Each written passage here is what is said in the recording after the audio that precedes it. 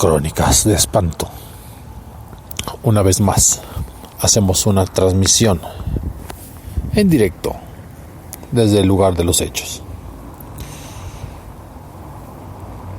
Se podría decir que estoy a la orilla de una rúa que, afortunadamente por ser domingo y ser las primeras horas de la mañana, tiene poca, casi ninguna circulación. Es el mero día del Festival del Globo, si me permiten el término. Muchos turistas y locales se van a las partes altas de la zona norte de la ciudad a contemplar prácticamente desde las 6:30 de la mañana el despegue y la elevación de estos vehículos que necesitan el aire caliente para poder volar y desplegar todo su esplendor. Pasa uno que otro coche, pero estoy cerca de un lugar que fue origen de varias leyendas aquí en León, Guanajuato, particularmente en los últimos 30 años, a las faldas del Cerro Gordo y también en la parte norte de la ciudad. Ahora los coches corren, ahora la gente camina, asemeja lo mejor del primer mundo. Instituciones educativas que rodean este cerro que poco a poco será consumido por la modernidad y por el ímpetu de la construcción,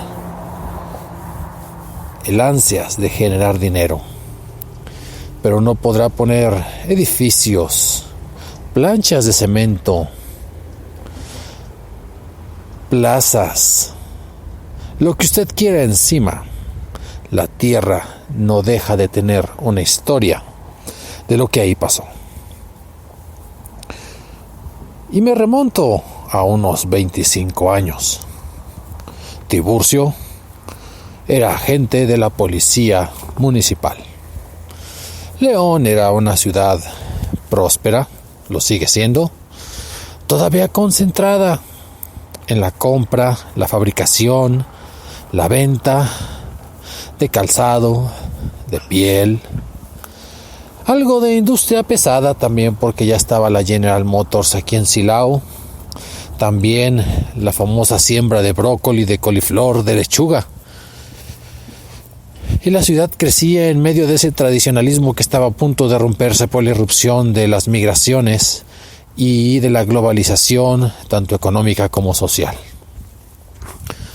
Los estudiantes eran igual que en cualquier otro lugar, con sus más y sus menos, sus travesuras. Y los policías de repente tenían el trabajo ocasional de algún narcomenudista, cosa no muy extendida, de algún asesino, sobre todo pasional, de algunos robos a casas habitación, de peleas entre pandilleros que terminaban con jóvenes picados. Estoy resumiendo una semana de trabajo para Tiburcio, un policía como tal, de cualquiera de esta institución metropolitana. Y estaba haciendo guardia Tiburcio con Enrique en su patrulla. Les había tocado la zona de Plaza Mayor, que en aquella época era la novedad. Era simplemente el lugar de moda. A finales del milenio, Tiburcio descansaba por noche en su guardia, que ahora correspondía de 12 horas, esperando que transcurriera ese viernes y sábado sin incidentes. Enrique, pásame un poco más de café. ¿Tienes todavía en el termo? Ya casi se acaba, queda un poco, pero está bien, ahí te va. Y mientras sorbía un trago corto de café, Tiburcio pensaba si no hubiera sido mejor dedicarse a otro oficio, ya que si bien no era una ciudad muy solicitada de sus servicios por los índices delincuenciales, la verdad es que tampoco era de los policías mejores pagados. Ya saben, La corrupción, como en cualquier otra institución de gobierno, también hacía presa de los trabajadores de la seguridad pública. De repente, por el radio, llega una llamada de auxilio. Atención, patrulla 23, diríjase a la parte norte de Plaza Mayor. ¿La parte norte? Sí, diríjase por favor hacia la Universidad del Bajío. Ellos, que estaban prácticamente estacionados en lo que ahora es la colonia Valle del Campestre, en el Parque de los Perros, encienden las torretas. Tenemos reporte de agresión. Prenden las sirenas. No habría necesidad, puesto que las incipientes vías que se habían construido tenían muy pocos coches recorriendo a esas horas de la madrugada todo el transcurso de cualquier avenida, llámese la de Cerro Gordo o llámese la de Prolongación Campestre. Pero ahí va Tiburcio y Enrique fieles a cumplir con el deber.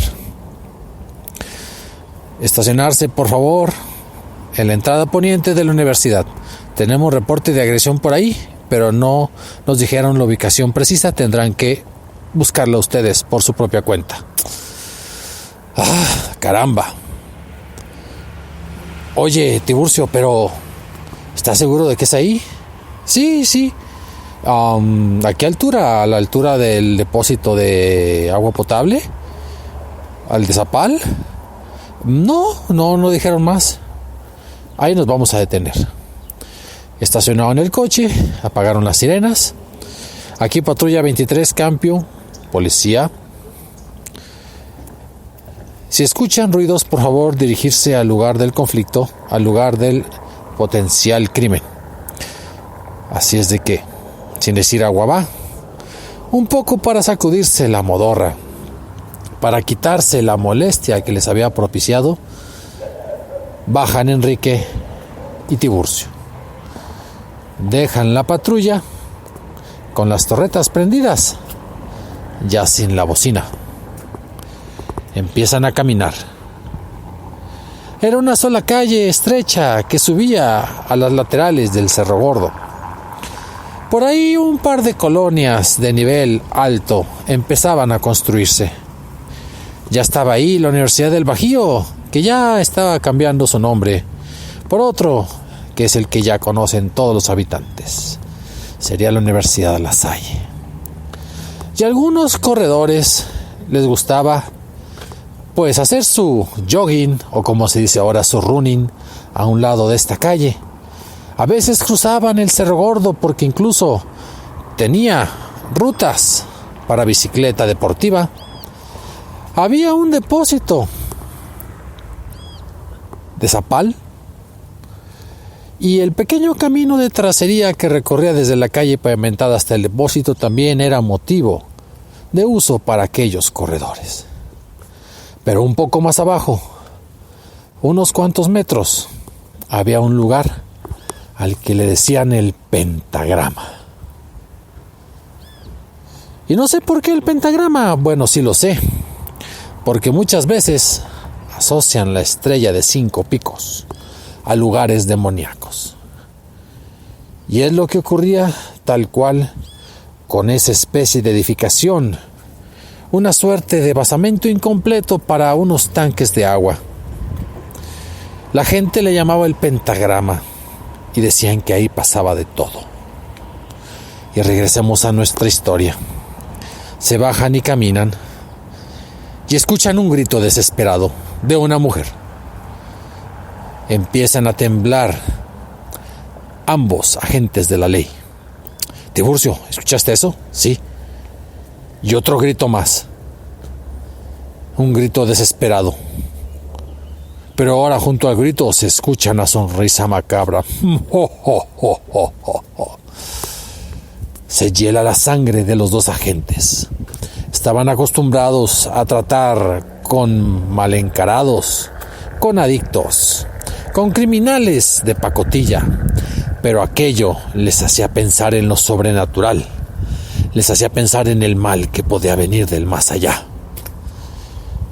Tendremos que recorrer el camino. No, vámonos más por abajo.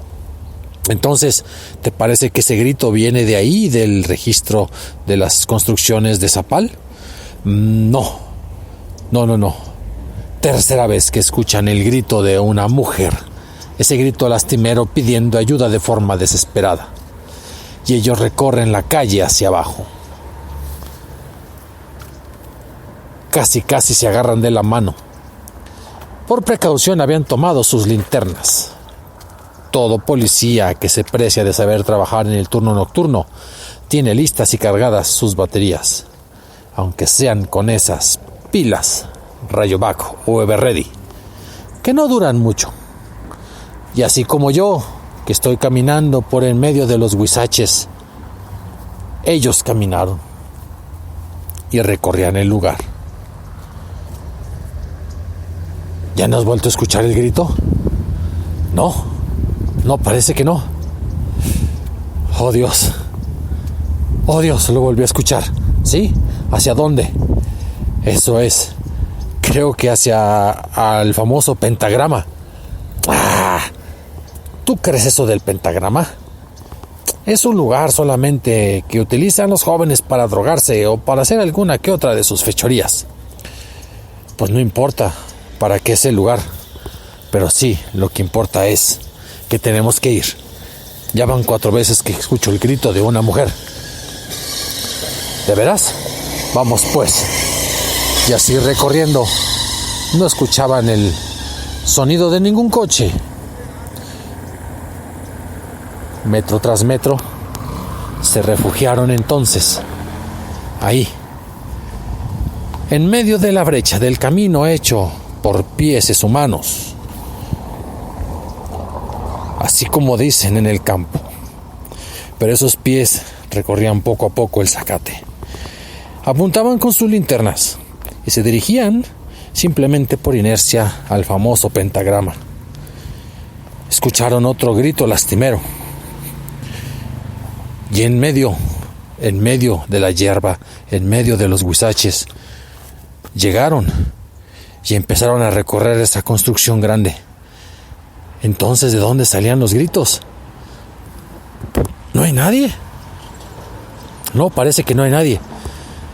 Recorremos un poco más, hagámoslo de nuevo, pero ahora hacia el otro lado. No encontraron ni víctima ni victimario.